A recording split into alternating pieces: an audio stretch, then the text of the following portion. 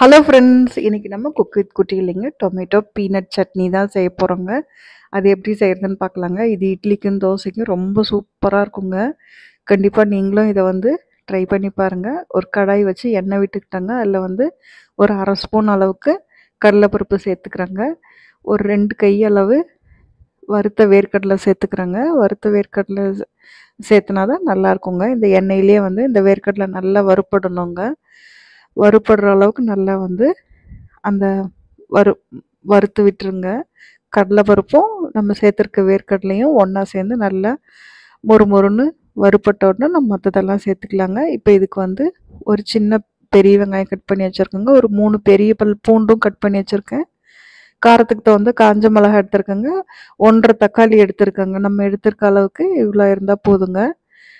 இப்போ இது ஃபஸ்ட்டு வெங்காயமும் பூண்டும் சேர்த்துக்கிட்டேங்க. அதை இந்த வேர்க்கடலையோடய சேர்த்து வேர்க்கடலை கொஞ்சம் ரோஸ்ட் ஆன உடனேங்க இந்த தக்காளி வெங்காயத்தை வெங்காயமும் பூண்டும் போட்டு நல்லா வதக்கி விட்டுக்கலாங்க. இப்போ இந்த வெங்காயம் வணங்குறதுக்காக உப்பு சேர்த்துக்கிறோங்க.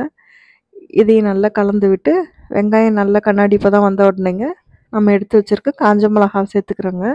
உங்களுக்கு காரத்துக்கு தகுந்த மாதிரி சேர்த்துக்கோங்க.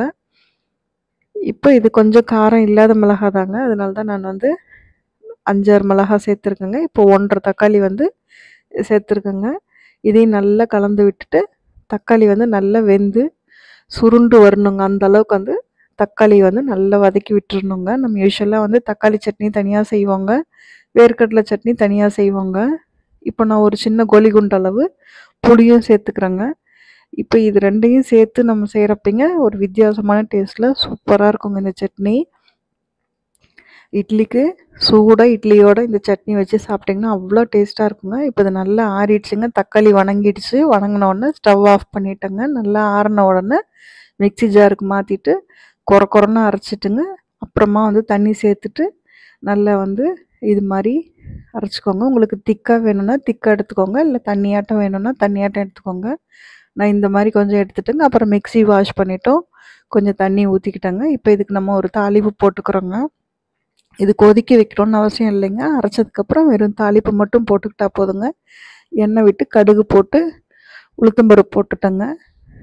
உளுத்தம்பருப்பு போட்டுட்டு இது கொஞ்சம் காரம் இல்லாத மாதிரி இருந்ததுங்க. அதனால் நான் கொஞ்சமாக மிளகாத்தூள் சேர்த்து இந்த எண்ணெயில் வறுத்து அது மேலே ஊற்றிட்டேங்க. உங்களுக்கு அப்படி காரமான மிளகா போட்டிங்கன்னா இந்த இதை நீங்கள் ஸ்கிப் பண்ணிடலாங்க. மிளகாத்தூள் நல்லா எண்ணெயில் ப்ரௌன் ஆனதுக்கப்புறம் நான் மேலே சட்னி மேலே அப்படியே விட்டுட்டாங்க. நீங்கள் வெறும் கருவேப்பிலை, உளுந்து, கடுகு போட்டு தாளிச்சிங்க. தாளிப்பு போட்டு சூப்பராக செஞ்சிட்டிங்கன்னா நம்மளோட சட்னி ரெடி ஆகிடுங்க. இந்த வேர்க்கடலை தக்காளி சட்னி வித்தியாசமான டேஸ்ட்டில் இருக்குங்க. இட்லி தோசை கூட செம காம்போவாக இருக்குங்க. அதே மாதிரி நேற்றுக்கு நாங்கள் உப்புமாக்கும் இதே மாதிரி தான் செஞ்சோங்க.